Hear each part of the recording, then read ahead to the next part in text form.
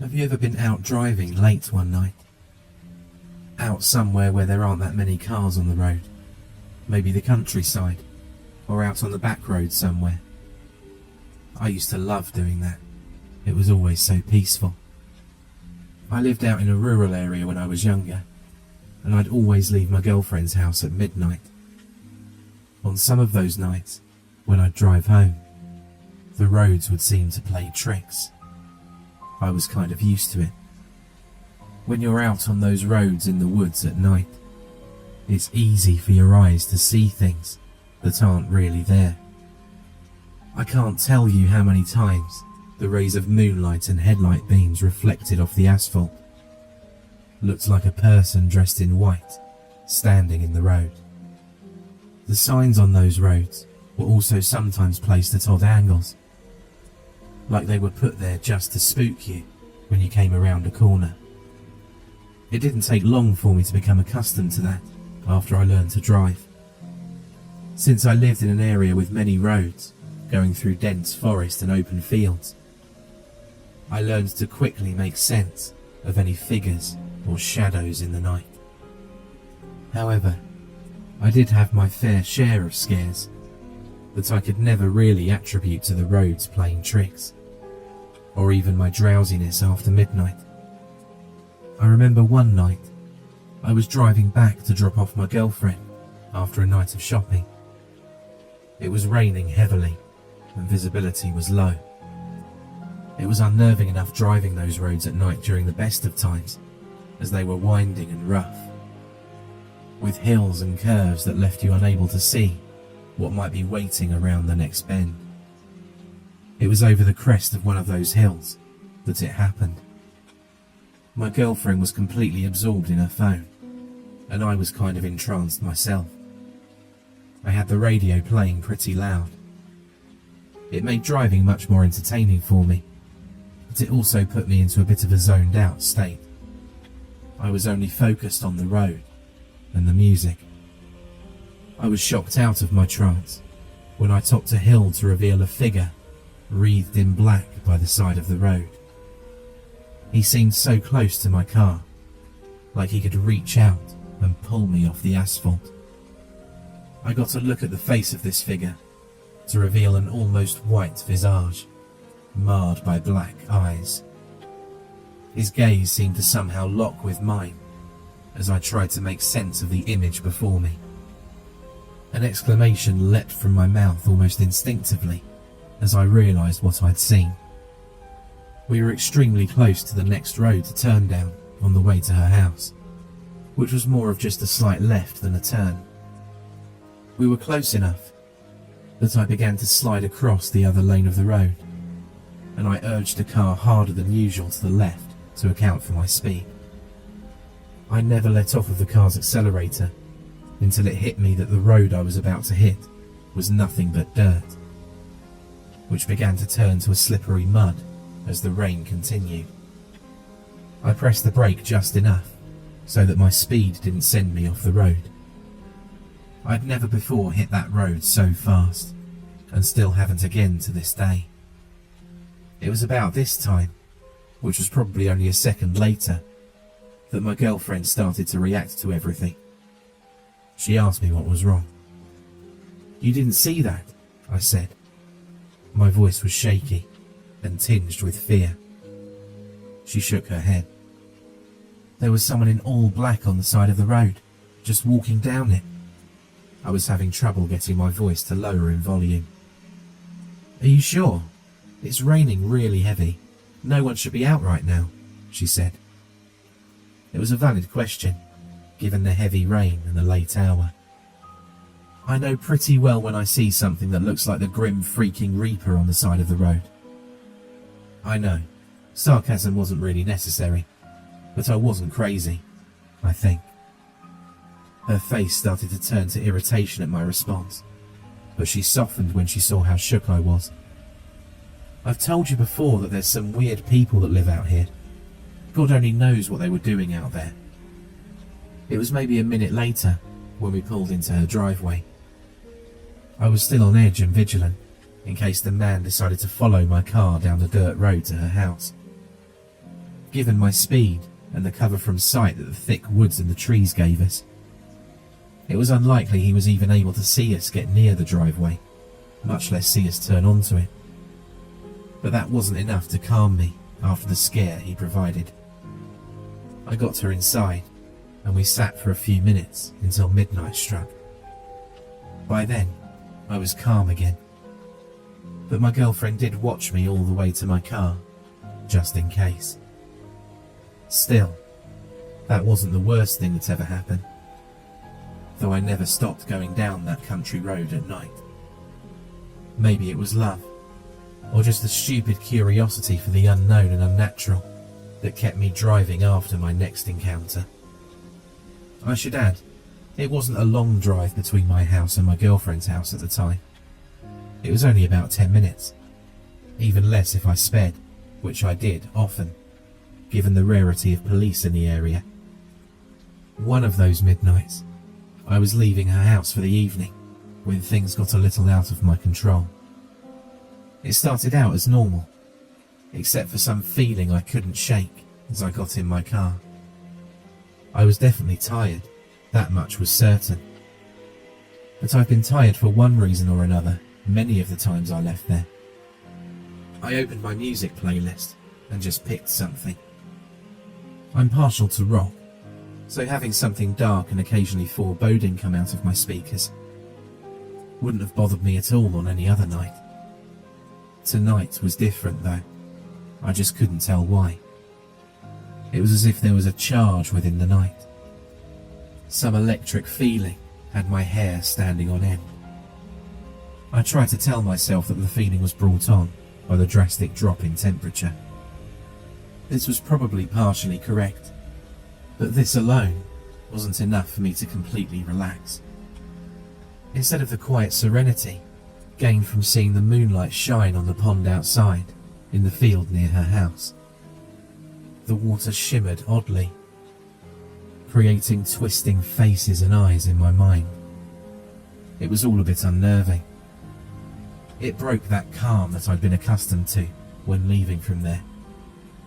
I continued down the driveway onto the dirt road, music blaring, reflecting the scream down in my soul for comfort. I just couldn't shake the feeling that something was wrong around me. It was when I turned onto the paved county road that things began to get worse. First was the trees. As I've said, this was a fairly wooded area. And tonight, the wind and the moon came together to bring me visions of figures in the trees. Hollow eyes staring into the driver's seat of my car. This was a mere 10 seconds down the road, and already the night began its march on my sanity. The curves of the road were my next adversary. With a somewhat quickened pace, there were some curves that stopped me seeing what was around the next bend, and tonight was no different. As I came to the first of these sharp cuts through the woods, I could have sworn I saw a man in the trees above me, hanging by his hands, feet dangling below him. I didn't slow down to get a better look though, as that was the last thing I was going to do. I shook it off after a moment. You're just sleepy. You're just being paranoid. There's nothing there. But what if there is? If I pass the man in the trees, then there's still nothing to worry about, because he's not going to have any idea how to follow me. My self-reassurance didn't last very long. The next event occurred around the very next turn, though this time it was on the side of the road. As I continued, the road straightened out for a few seconds, revealing another figure on the edge of the tree line. The man in black was there again. The black overcoat that he always wore seemed to twist around him in a strange way. It was as though the black was more of a shadow, bending around him as he moved. Compared to the last few times I'd seen him, he seemed to be moving in a very mechanical way. It was as if he'd forgotten how to walk. This left him in a creeping shuffle down the overgrown roadside. Despite all of this, his presence was slightly calming. It's hard to fully explain, but given how shaken I was already, the man seemed to add some humanity to the inhuman environment I was trapped on. It was like knowing that the road you're travelling on is safe enough for another human. My calm was shattered when he turned to face me.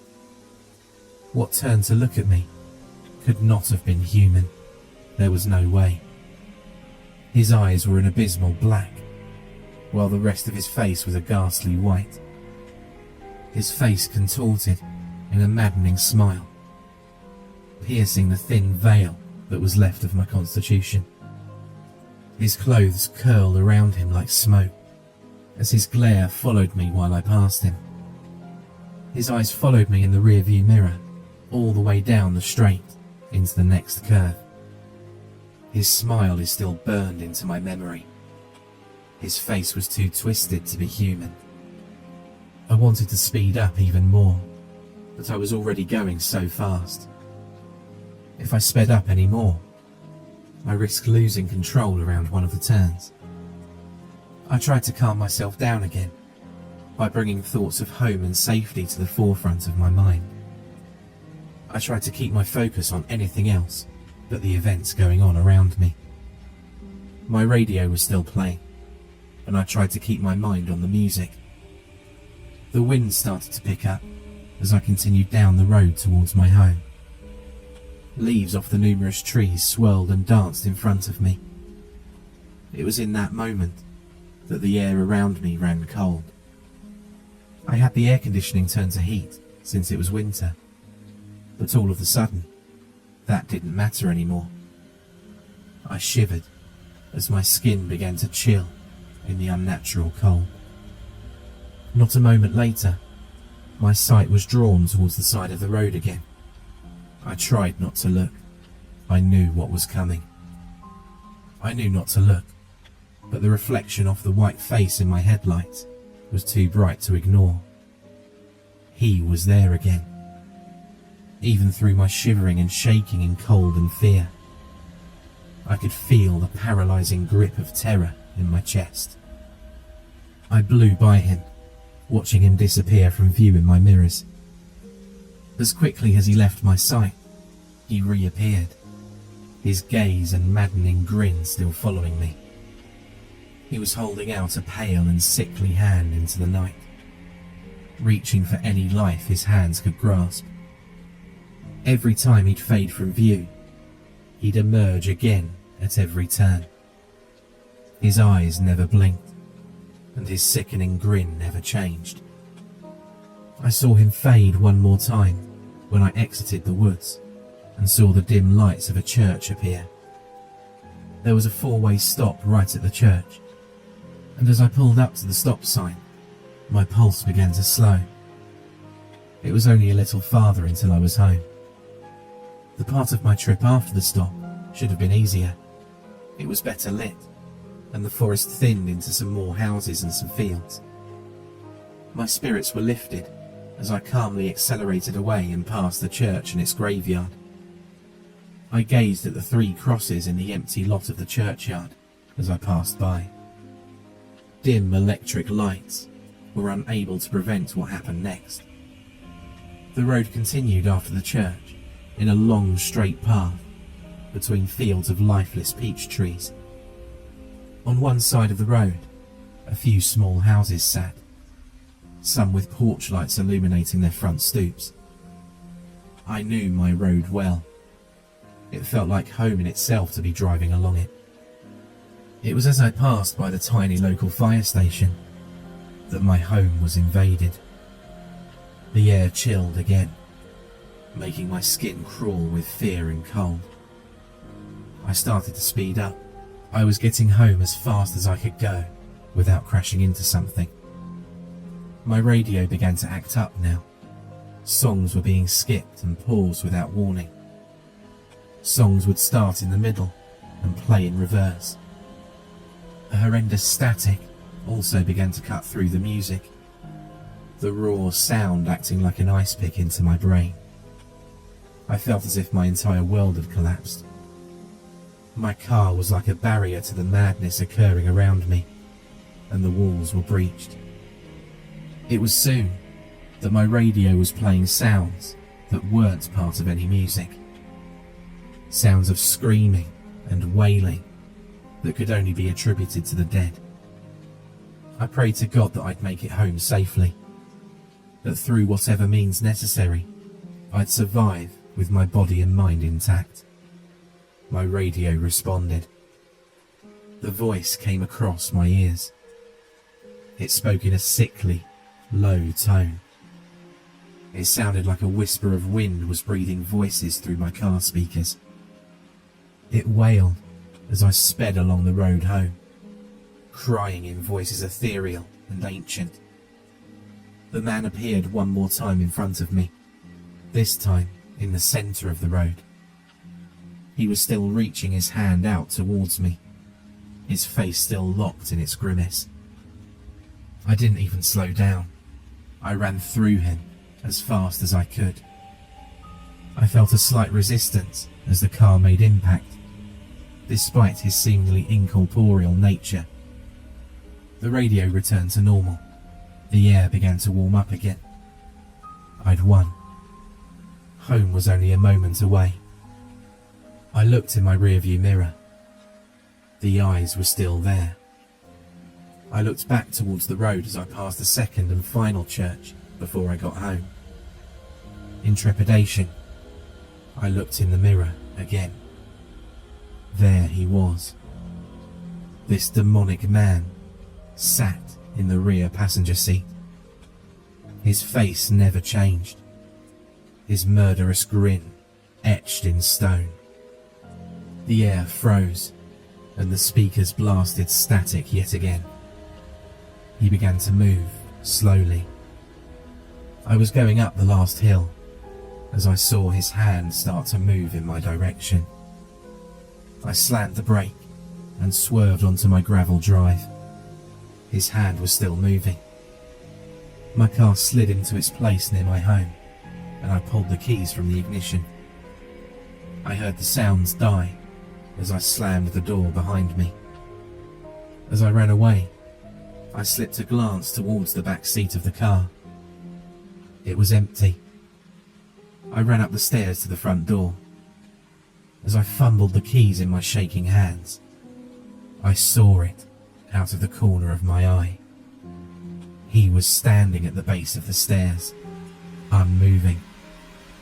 I unlocked my door and threw myself into the house, locking the door behind me. I stared out of the window to see if there was even a trace of the figure left, but there was none. I couldn't sleep that night, afraid that if I turned my head away from my door for even a moment, he would appear again. Nothing came to me that night, and I eventually calmed down enough to drive at night again. The next time I drove home from my girlfriend's house, the woods were deathly quiet. Nothing of that magnitude ever happened again. But on certain nights, when the night is charged with energy and a cold wind blows through the dark, my eyes will glance into my rearview mirror. There will sit a pair of cold black eyes, shimmering in the dark. He will come again. I know, one day I'll be at its mercy. I've never again been truly at peace on an empty road at night.